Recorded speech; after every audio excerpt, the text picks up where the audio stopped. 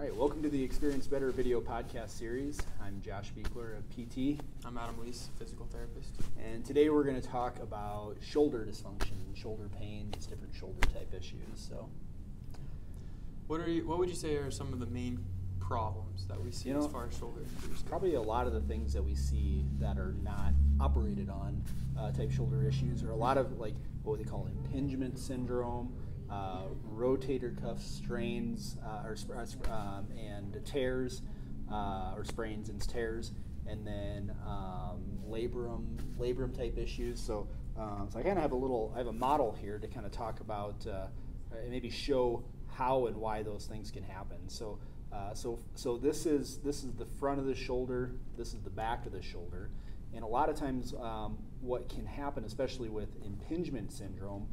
When they're talking about impingement syndrome, they're talking about this region in here essentially getting squashed down in all of those structures. There's rotator cuff muscles, there's different soft tissue structures in there that can get pushed down on, and which ultimately lead to pain, lead to rotator cuff tears even. And so how does that happen? A really common way for it can happen is a muscle imbalance, and specifically if you have really tight upper traps.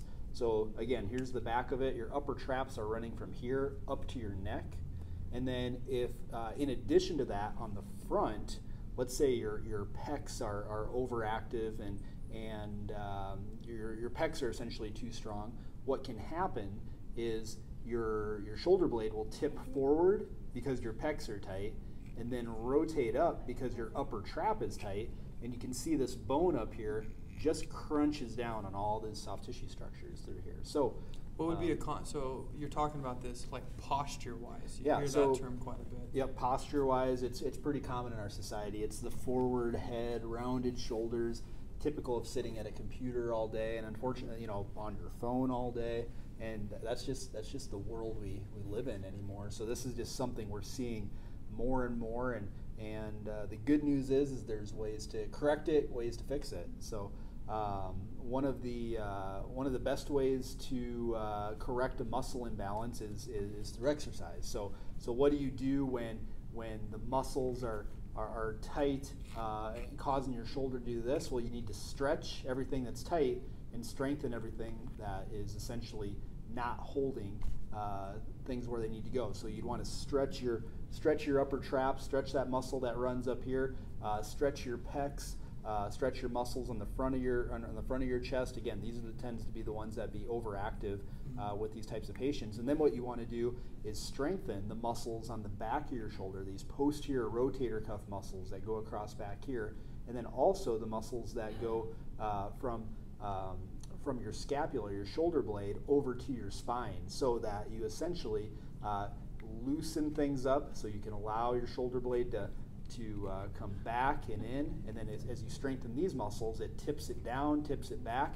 Now you have all this space in here for all those muscles, all those structures to go through. So again, those are really common types of injuries and common types of conditions that we see and can treat. What would you say would be the main side effects, or like what are people presenting with? Yeah, it's usually pretty pinpoint pain, like right on the front of the shoulder. It can even radiate down their arm a little bit. That's really common, especially like with rotator cuff or even those impingement type syndromes. Just kind of depends on what's getting pinched in there. If it's a nerve bundle, you could even start getting symptoms down your arm or even pain up into your neck. But a lot of times people will point to kind of just some real pinpoint pain right on the front of their shoulders. So sure. We will talk more about those specific exercises and demonstrate those exercises in a future video. Thanks for joining along with us today and talking about the shoulder issues. Funny story, my daughter is at what we call Camp Nana, where she goes to my mom's for a week or so and spends the week there, does all kinds of things she doesn't get to do at home, like sewing and I hate to say cooking, but cooking, baking. My mom loves all that kind of stuff. My daughter loves all that kind of stuff, and my wife and I are pretty inept when it comes to that. I mean, if she wants to learn how to build a shed, let's do that. Let's go throw the ball around. But sewing, baking, I think I have to learn those skills maybe, but they're not quite in my skill set yet. There's still time. There is time. So, all right. Well, thanks for joining us today, and we'll see you next time.